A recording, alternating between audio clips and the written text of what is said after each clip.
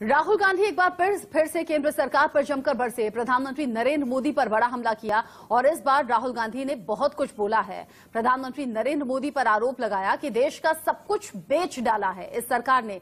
राहुल गांधी ने क्या कहा? प्रधानमंत्री ने सब कुछ बेच दिया।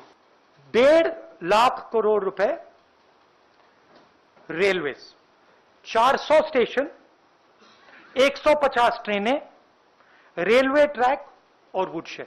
कांग्रेस के आरोप गंभीर हैं। राहुल गांधी कह रहे हैं कि मोदी सरकार देश को लगातार बेच रही है। इससे नुकसान आम लोगों का होगा और फायदा होगा 3 से 4 उद्योगपतियों को।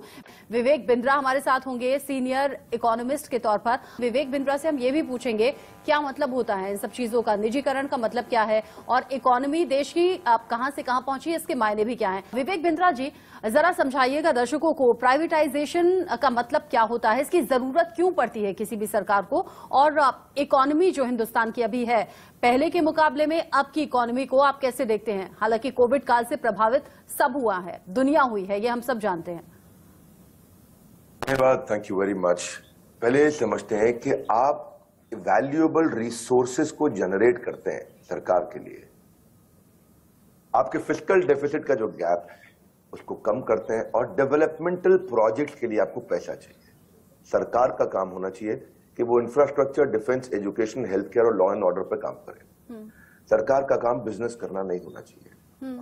मैं ना सरकार, ना पक्ष, ना विपक्ष की बात करूंगा, मैं बात करूंगा क्या जरूरी है। So privatization is not at all bad, it's a great move by the government. आपको पहले समझना है कि हमारे एनुअल रेवेन्यूज भी बढ़ेंगे इससे, वन टाइम रेवेन्यू आने के अलावा।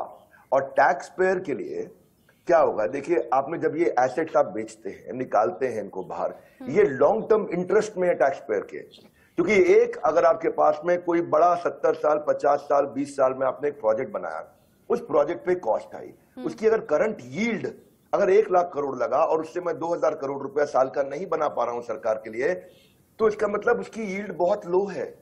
अगर मैं उसकी यील्ड बढ़ाना चाहता हूं और लाने के लिए मैं उस 1 लाख करोड़ रुपए अगर मैं बेटर यील्ड जनरेट कर सकता हूं, तो ये तो टैक्स पेयर के लिए अच्छी चीज है। पर मैं समझ सकता हूं कि विपक्ष की मजबूरी है कि उनको वो बात करनी है जिससे आम जनता को लगे कि बहुत नुकसान हो गया है, या पक्ष भी ऐसी ही बात करने का प्रयास करता है।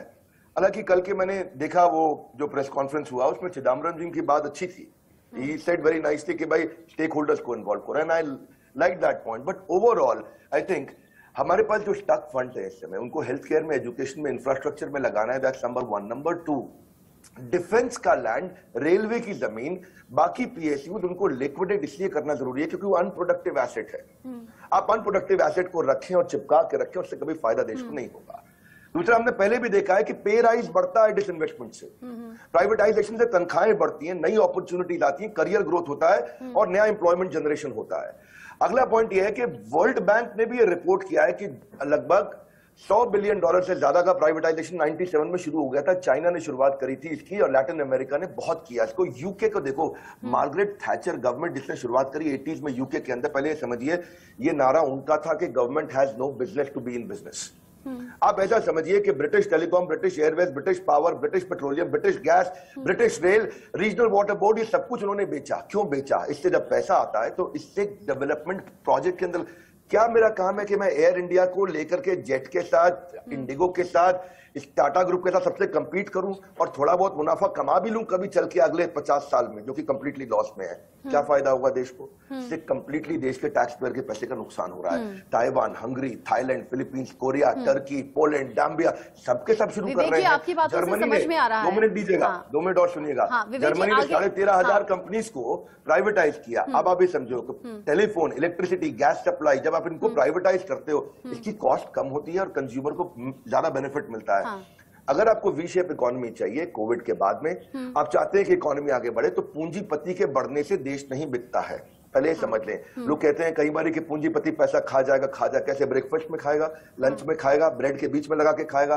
पूंजीपति पैसा नहीं खाता है। पूंजीपति जब पैसा कमाता है, बढ़ाता है, तो उससे वो बैंक में डालता है, उससे कैश आउटफ्लो इनफ्लो बढ़ता है, लोन का आउटफ्लो बढ़ता है, सर्कुलेशन बढ़ता है, मार्केट में ग्रोथ होती है। टाटा ग्रुप आज आप ये समझे कि वो स्टार्टअप है जो 150 साल से चल रहा है। टाटा ग्रुप भी तो पूंजीपति है ना, एक तरह से 7th लार्जेस्ट प्राइवेट कंपनी है पूरे पृथ्वी के ऊपर। आज $160 बिलियन से ज्यादा मार्केट कैप है। पूरा के पूरे पाकिस्तान का जो टोटल जो मार्केट उनका जो स्टॉक का मार्केट कैपिटलाइजेशन है वो अकेले टीसीएस का उससे ज्यादा है। जीडीपी को 4% कंट्रीब्यूट करता है। आज असम, हिमाचल, उड़ीसा और गोवा मिलकर जितना टैक्स देते हैं उससे ज्यादा एक कंपनी देती है टैक्स हमारे देश में। पूंजीपति बढ़ता है तो देश बढ़ता है। नॉन परफॉर्मिंग एसेट्स को बेचने की बात हो रही है और वो आई थिंक मैं कभी चाहे वो कांग्रेस की सरकार हो, बीजेपी की सरकारों में हम उसका समर्थन करना चाहेंगे, क्योंकि हमारे देश में जितना ज्यादा देखिए एक चीज और समझते हैं आपको, it will make state owned companies more productive. क्योंकि आप अच्छा कोई रिलायंस की बात भी होती है, रिलायंस को पहले समझना चाहिए कि 1 लाख करोड़ का तो उन्होंने खाली जीएसटी पे किया हमारे देश के लिए, तो किधर जा रहा है पैसा? ये डेवलपमेंटल प्रोजेक्ट्स के अंदर जाता है। ये समझिए कि कस्टम एक्साइज ड्यूटी भी उन्होंने बहुत बड़ा अमाउंट 25,000 करोड़ दिया है। आप रिलायंस कैपिटल, अब रिलायंस ऑर्गेनाइजेशन को देखें, ग्रुप को, तो आज 2.5 लाख लोगों को उन्होंने नौकरी दिया है। फार्मिंग के बाद ये प्राइवेट सेक्टर के अंदर लार्जेस्ट एम्प्लॉयर है हमारे देश के अंदर। तो जब ये जाते हैं तो चीजों को एफिशिएंट बनाते हैं, क्योंकि रेड टेप से चीजें इनएफिशिएंट हो जाती हैं। पहले ये समझना चाहिए इस सारे प्रकरण में हमारी आम जनता की भी बहुत गलती है। इनको कुछ ज्ञान की कमी, नॉलेज की कमी है। देश बेच दें, देश बेच दें, देश बेच दें, देश बेच दें। कौन ले गया पैसा कोई देश को बेच के? किसके घर में चला गया पैसा? See this is basically a wrong narrative. Rahul Gandhi ji ने कल जो क्वेश्चन किए, जो विपक्ष ने कल जो क्वेश्चन किए, उन क्वेश्चंस में सिलेक्टिवली कुछ क्वेश्चन बहुत अच्छे भी हैं। वो क्वेश्चन ये है कि मोनोपोली ना क्रिएट किया जाए, वो क्वेश्चन वो है। पर अगर आप ये देखें कि पीवी नरसिम्हा राव, उनकी गवर्नमेंट में 91-92 में शुरुआत हुई थी, पब्लिक सेक्टर फर्म के बंडल्स में म्यूचुअल फंड में और इंस्टीट्यूशनल इन्वेस्टर्स को दिया गया था। ग्लोबलाइजेशन के बाद वाजपेयी सरकार में 98-99 में बजट में अनाउंस हुआ कि हम 26% रखेंगे पब्लिक सेक्टर के अंदर, वहां भी हुआ। डॉक्टर मनमोहन सिंह सरकार में, सब अलग अलग सरकारों की बात कर रहा हूं, मैं किसी एक की बात नहीं कर रहा हूं। नेशनल इन्वेस्टमेंट फंड 2005 उन्होंने एस्टैब्लिश किया और उन्होंने कहा कि क्षमा चाहता हूं, प्रोफेशनल इन्वेस्टमेंट मैनेजर्स होंगे जो इसके 75% प्रोसीड्स को सोशल वेलफेयर स्कीम्स में डालेंगे, एजुकेशन में डालेंगे, हेल्थ में, एम्प्लॉयमेंट में, सब जगह डालेंगे इसको।